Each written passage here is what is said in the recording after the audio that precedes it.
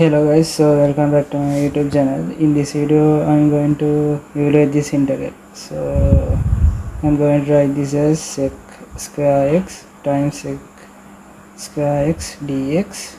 So I know that sec square is equals to 1 plus tan square. So 1 plus tan square x times sec square x dx. So this is sec square x dx plus tan square x sec square x dx. This is tan x, right? This is tan x plus, okay, this is what I know, that integral of fxn times to the power n times f dash x dx equals to fx to the power n plus 1 over n plus 1.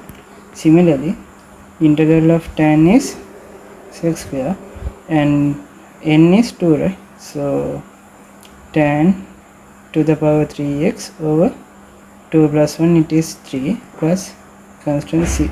Here c is a real constant. So this is the answer. Thank you for watching.